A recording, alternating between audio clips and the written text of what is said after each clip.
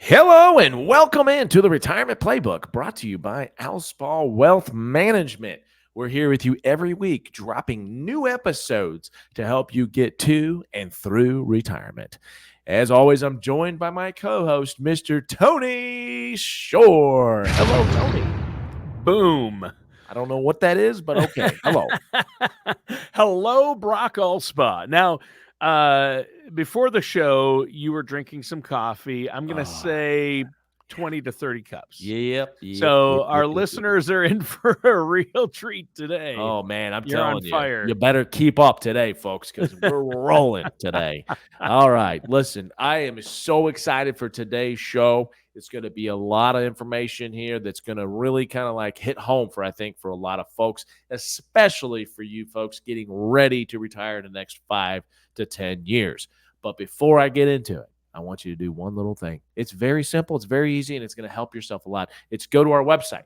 Go to our website. It's alspaughwealthmanagement.com, right there on the bottom of your screen. If you're joining us on YouTube, if you're on Spotify or anywhere else you get your podcast, once again, it's Alspaugh, ALSPAUGH, wealthmanagement.com, all spelled out.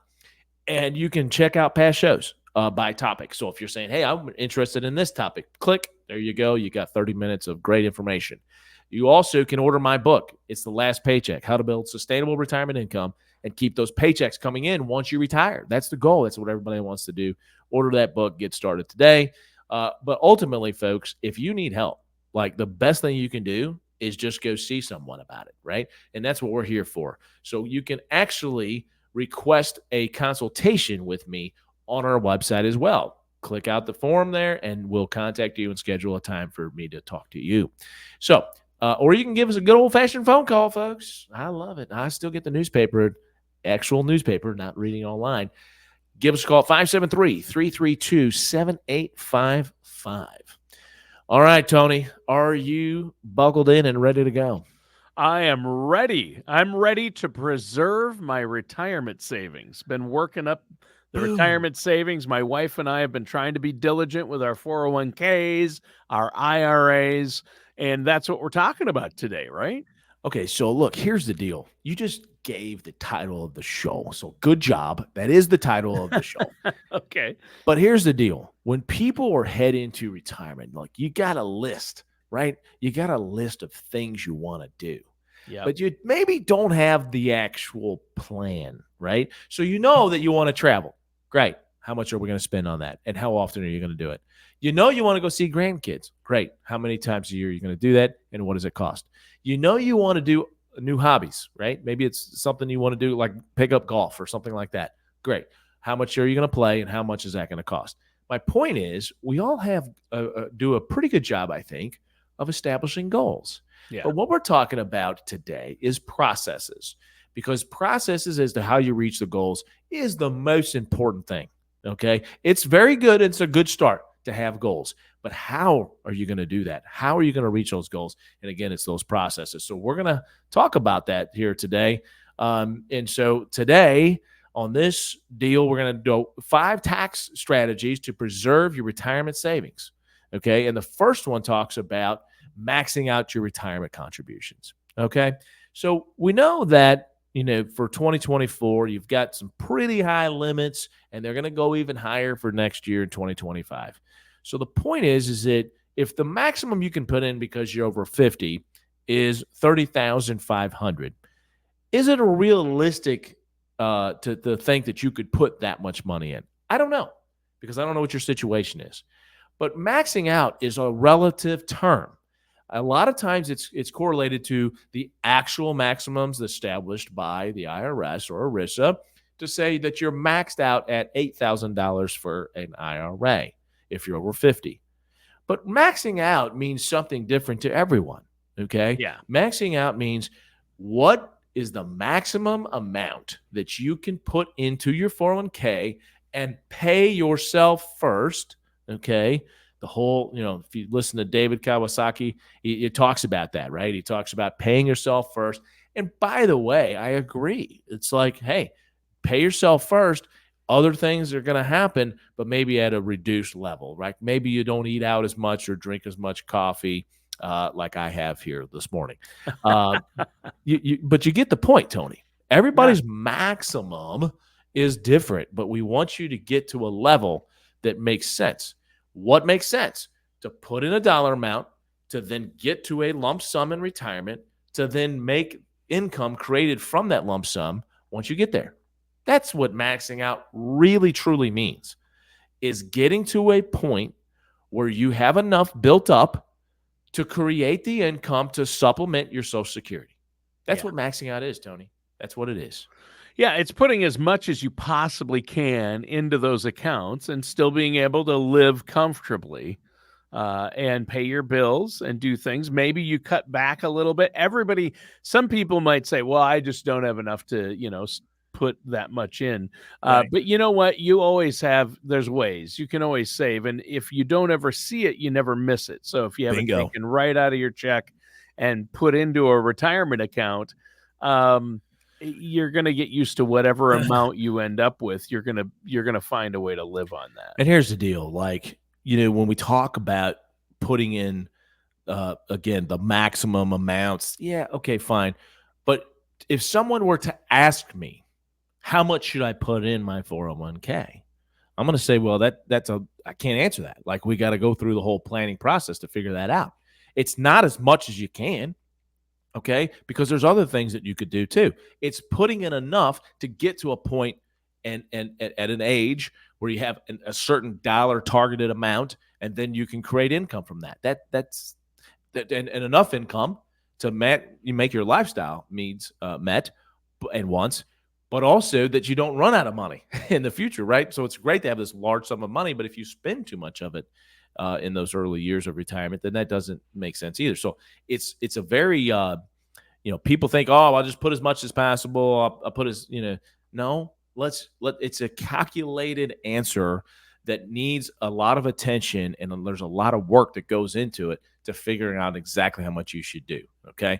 But the point is, yes, we want you to max out, but we want you to max out on your terms and what makes sense for you. It's a customized answer. All right. So that's the first thing, Tony. Now, as it pertains to the 401k, and you know where I'm going with this, do we do the Roth or do we do traditional? Most plans, and I'm so proud of this, by the way, that most 401k plans do offer an after-tax /Roth investment. And that's huge because it allows you to have the flexibility to put money in on an after-tax basis, accumulate tax deferred, and to potentially distribute tax-free. I mean, it's the greatest gift Congress has ever given the American saver, in my opinion. Now, the Roth. Absolutely. So whether it be the Roth 401k, the Roth Simple, the Roth SEP, the Roth IRA, doesn't matter because all those are available, right? Because they grow tax. You say that they're so great because they grow tax-free, and when you take them out, you don't have to pay taxes on the principal or the growth. Look, I have, who knows what the number is actually, right? But I have 40 trillion reasons to believe that the tax rates are going to go up. Listen. Yeah. We're right here in the middle of election season, right? We got next week we got a huge deal here on Tuesday. Oh. It's like, everybody's talking about lowering rates, tax rates. And it's like, time out. If we look at our historical rates in our tax rates in our country, we're at some of the lowest tax rates we've ever been in our country. We have a huge amount of debt. Okay. The problem with, saying, okay, well, we're going to increase rates. The American public don't trust you to spend that money wisely. That's the problem, Tony. So what do? They say, well, we're going to lower rates. We can't afford to lower rates. No, they should be saying we're going to cut spending. Bingo. Yes. But that has not happened in my lifetime. No administration has ever cut spending. It only increases. It doesn't only get cut. Increases. And I don't care, Republican, Democrat, or anything in between. Right. We are spending junkies in this country, including our government. So anyway, the point is that tax rates are not going to go up long term, in my opinion. They're going to at least stay the same. We're going to figure out where that level is of, income wise, where we pay a little bit more or a little bit less. I get all that. Okay. And I will say, look, there are examples. I had one this week where, hey, we're within 5 to 10 years of retirement. Our income is significantly higher now than it will be in retirement. Yeah. So it doesn't make sense to do the Roth, Tony. I mean, there are cases where like the traditional route of pre-tax investing does work. But for a lot of people, man, being able to say, I don't care what the federal government says and the IRS says, my money is going to be tax-free. And I do get Right. this, Or at least a portion of it, at right? least a portion of it, the amount Yeah. that I have in Roth balances. And I'll say that, I have had, because, I'm pretty vocal about the Roth IRA. And I've had people say, well, yeah, that's great, Brock, but what if they change the rules? You've already put the money in. Yeah. Man, you've already put the money in after tax. Well, I shouldn't say there's no way because you never know. But I'm very confident that those monies will continue to be tax-free for you. Now, what they may do is shut you off to where you can't contribute to it anymore. I don't know. I don't know what they're actually, capable of doing anything. But the point is Yeah. that, the ability to have a tax-free retirement. And I've talked about this in my personal situation, right? Where I'm doing the Roth IRA myself, okay, or 401k, actually. Me and my wife both do. And then we overfund a life insurance policy just to have that bucket of money there. I'm not saying we're going to get a guaranteed income stream or anything like that, but we're going to have some tax-free buckets to pull from, okay? I'm going to have, at least as of now, a tax-free retirement, okay? I want everybody to have that ability. And you do. You have that opportunity if you do some planning now to help yourself later. And so there's really no excuse to at least have a conversation about it. Give us a call at Alspaugh Wealth Management. We'll help you walk through this scenario, 573-332-7855. Or again, look us up at alspaughwealthmanagement.com. Okay, we just spent a bunch of time talking about 401ks and Roth investing versus pre-tax. It's all important. We talk about it quite a bit. But the next one, Tony, is health savings contributions. Yeah. I have had several clients that understood the benefit of long-term HSA investing. What I mean by that is they maxed out their contributions every year to an HSA, okay? And now they have access to that money to pay for your health care in retirement. It's a beautiful thing because you can take that money out tax-free too to pay for your Medicare supplements, your drug prescription plans, out-of-pocket expenses.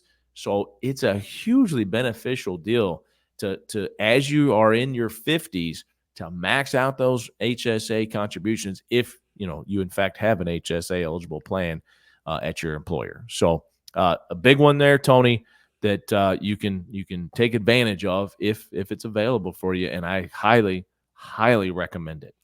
Yeah, in fact, you mentioned that the greatest gift from the IRS was the Roth. Yeah. But a lot of people say the HSA. Now, you can't use that for everything, but the HSA is the only tax designation in the IRS tax code that it's the only type of account where they allow you to put the money in tax-free. So you get a break on it up front. It grows tax-free and it comes out tax-free. Yes, it is huge. It's a great benefit. You're gonna have healthcare costs in retirement. Yeah, in retirement. So save, and people think, well, the HSA is for right now. I put in now, I use it this year, but it actually carries over. And some people, like you say, they get smart and they put as much as they can. There are limits, but they put as much as they can every year into their HSA. Yeah. And then they try to save it for their retirement years. And then they have all that money to use on anything, hearing, vision, dental. And you can invest that, folks. Yeah. Like, a lot of platforms allow you and to it'll invest grow. money, and it will grow. Yeah. Now I would caution you there that if you feel like you're going to need a portion of these dollars, that for other things. Yeah, for other things. Yeah, then that's true. You don't want to be too aggressive when Right. you're investing this money. Right. But if you can invest it on a conservative basis and set aside maybe 2 years worth of distributions that you might think you might need, set those aside in the stable value fund or a money market fund to where they're not subject to the risk of any kind of markets or anything. Sure. and then invest the rest, right? Yeah. And so then chop that down as you continue to take money out. That's good advice. Yeah, so listen, we have an HSA. It's a great way again to save. If you put the money in and take it right back out because you had to use it to meet your deductible, okay, that's what it's for. Yeah, But you what we're still saying, save on the taxes. exactly. It's still saving you money rather than writing a check to pay your deductible. Exactly. And Right. so, but what Tony and I are saying is, look, a lot of times you don't, meet your deductible in years. And so, man, just compounding all of this money again and then being able to use it in retirement is huge. Okay. Next. Okay, Tony, we talk about this all the time. What is the foundation of a solid, good, appropriate income plan in retirement? Foundation. We all know what it is. It's Social Security benefits, Yep. folks. And again, it's election season. So, by the way, Tony, right? By the next time we have a show, we're going to know who our next president is, right? Yeah, for sure. Probably not for sure. Well, yeah. The election will have happened. That's a really good point. It might take him a few weeks to sort it out. Yeah, until the dust settles. That's a very good point. Yeah, we'll that's see. a very good point. We'll see. Okay, well, the election would have occurred. So, interesting times here, and so we live in interesting times. Very. So, anyway, but and Social Security is talked about a lot when it comes to the election. And we're going to slice benefits, all this stuff. We do know there are some issues with the viability of Social Security benefits and a portion anyway of those benefits that are promised. Making moves by the year 2033. If we don't do something, we could have a reduction in benefits and those kinds of things. We all know this. Okay. Yeah. In fact, some people even say it with gravitas. Listen to this. Here's another truth. Social Security is dying. That's Tony Shore, folks. He's here all the show. Yep. Hopefully it's not dying. I think they'll make adjustments. It'll be here. It just might be reduced. Yeah. Yeah, and then full retirement age will probably go up. The amount we have to contribute will continue to go up to as workers. So we just have so many more people drawing off with the baby boomer generation here in the next few years that we don't have enough people in the workforce to keep up with the withdrawals, and that's the crux of the issue. Obviously, there's a lot more mathematics behind that, but that's the gist of it. But when it comes to your Social Security benefits, folks, is that we need to maximize those benefits. Look, you paid into the system. You have these promised benefits. For most of us, our full retirement ages are 67. Again, that could potentially go up, but right now it's 67 for most of us. And so at 67 years old, is that the time that we draw? Or Brock, should I wait till 70? Or Brock, I want to retire at 62 and I'm going to take my benefits. Listen, hold off. You need a Social Security maximization report to show you exactly what your options are. And then it will tell you that if you want to maximize your benefits, it will tell you exactly when you and your spouse should elect your benefits, period. You can't make these decisions the right way without the information. And that's what exactly this report does for you. It gives you the information. Now, what you do with that information and the decisions you make from that are up to you. But the point is that you need the right information to make the right decision and the best decision for you and your family. It might be that you hold off. And so if you're going to hold off until 67 at your full retirement age, but you retire at 62 or 5 or whatever that number is, how do you get there, right?